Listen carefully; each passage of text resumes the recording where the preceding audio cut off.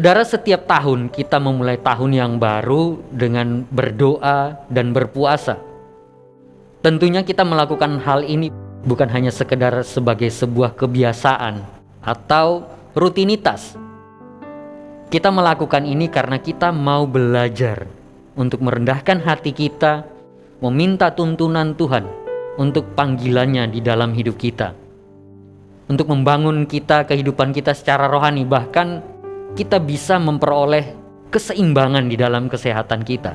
Jadi pada saat kita berdoa dan berpuasa, bukan hanya berbicara tentang kehidupan spiritual, tetapi jasmani kita pun kita memperoleh, kita disegarkan, kita dikuatkan, kita mendapatkan kekuatan dan kesehatan yang baik bagi tubuh kita. Dan di hari kedua ini, saudara, kita akan kembali belajar untuk melihat bagaimana firman Tuhan itu menjadi penuntun di dalam kehidupan kita. Saudara, pernahkah kita mengalami ketika kita baru aja, kita seringkali langsung mengabaikan sebuah buku panduan atau manual book pada saat kita baru membeli suatu alat atau suatu barang. Kita biasanya seringkali mengabaikan buku panduan dan kita langsung aja kita untuk mengoperasikan alat yang barusan kita beli itu. Dan pada saat kita menemukan sepertinya terjadi sesuatu yang tidak berfungsi secara maksimal, tidak sesuai dengan fungsinya atau tidak bisa dioperasikan, baru kemudian kita kembali kepada manual book, kita mengambil manual book, kemudian kita membacanya, oh ternyata harus seperti ini. Dan itulah yang sering terjadi di dalam kehidupan kita. Atau kita pernah bepergian ke satu tempat di daerah pedalaman, yang dimana di sana tidak ada penerangan yang cukup, yang hanya ada beberapa lampu jalan yang jaraknya begitu jauh, bahkan mungkin jarak satu lampu jalan dengan lampu jalan yang lain itu bisa 1 kilo atau 2 kilo baru kita menemukan satu lampu jalan untuk menerangi jalan kita. Dan di dalam kita menjalani itu, kita mengikuti tuntunan arah cahaya penerangan lampu jalan itu kemana, kita dituntun di situ, kita berjalan ke arah situ. Kalau saya dulu biasa waktu masih mahasiswa sering berada di gunung, sering naik gunung. Nah, tuntunan yang kami pakai adalah cahaya lampu senter yang kami bawa. Itu sebagai penuntun untuk kami menapaki jalan. Bahkan kami harus melihat tanda-tanda tertentu. Kalau di atas gunung kadang ada satu cahaya yang ngasih di lembah, kami bisa ketemu satu cahaya di sana. Kami mengikuti arah cahaya itu. Karena cahaya itu yang menerangi, menuntun kita kepada tujuan kita, menerangi jalan kita. Demikianlah dengan kehidupan kita selama kita menjalani hidup ini, saudara. Kita membutuhkan panduan dan arahan, tuntunan, supaya kita bisa menjalani kehidupan kita ini seturut dengan apa yang menjadi pandu bagi kita, yang menuntun kita.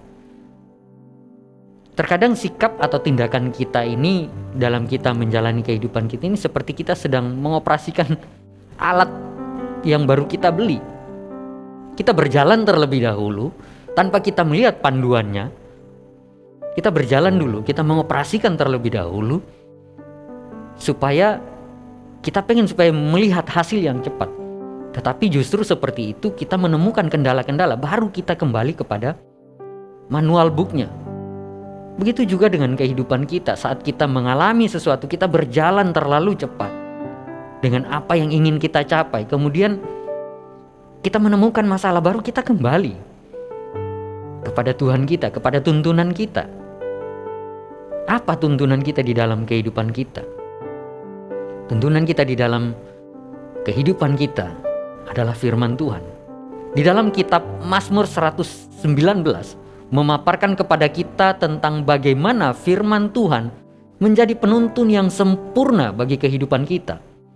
Di ayat yang ke-105 dari kitab Mazmur pasal 119 dikatakan bahwa firman-Mu itu pelita bagi kakiku dan terang bagi jalanku.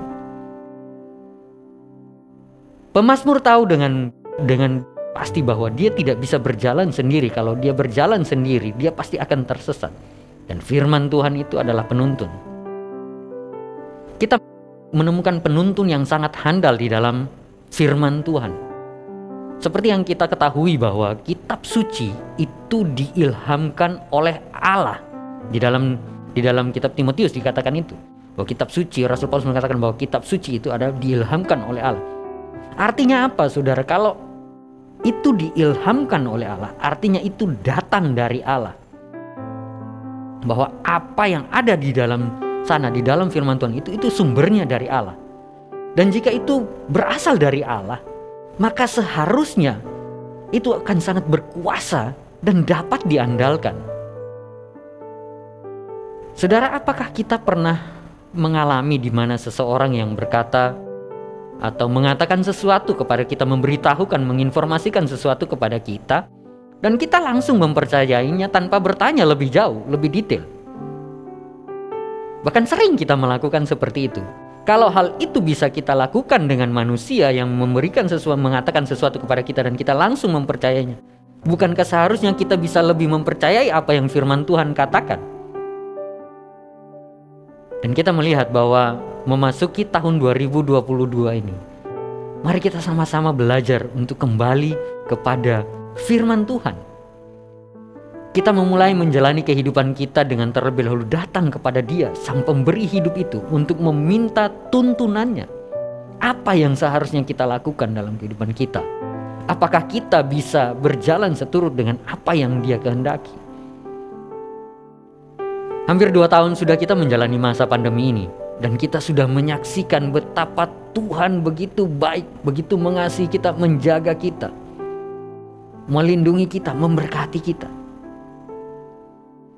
Kita datang dan berdoa, meminta hikmat dan tuntunannya di dalam setiap hal.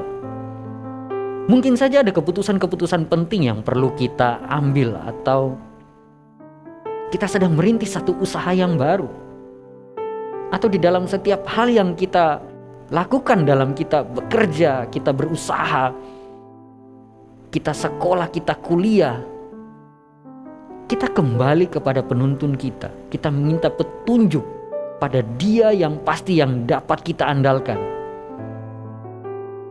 Kita kembali kepada firman Tuhan. Apa yang firman Tuhan katakan tentang kita?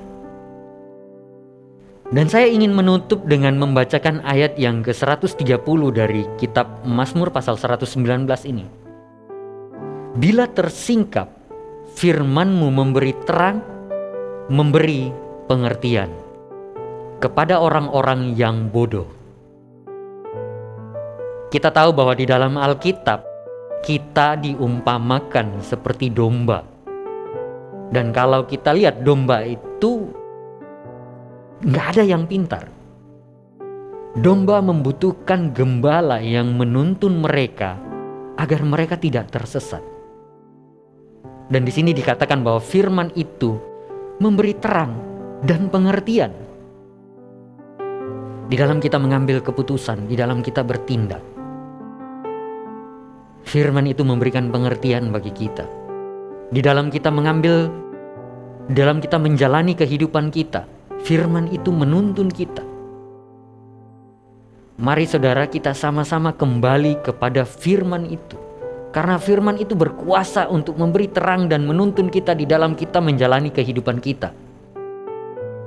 Kita percaya akan tuntunan dari Sang Juru Selamat kita, Tuhan kita, Yesus Kristus. Mari kita berdoa. Tuhan, terima kasih untuk firman-Mu yang mengingatkan kami supaya kami boleh kembali kepada firman-Mu yang menuntun kami, yang memberi terang bagi jalan kami, yang memberikan pengertian bagi kami di dalam kami menjalani sisa-sisa hari hidup kami di dunia ini, Tuhan. Terima kasih Bapa. Biar di awal tahun ini, pada saat kami berdoa, berpuasa mencari wajah-Mu, firman-Mu itu menguatkan kami, meneguhkan kami. Terima kasih Tuhan. Hanya di dalam nama Tuhan Yesus kami berdoa dan bersyukur. Amin. Tuhan memberkati.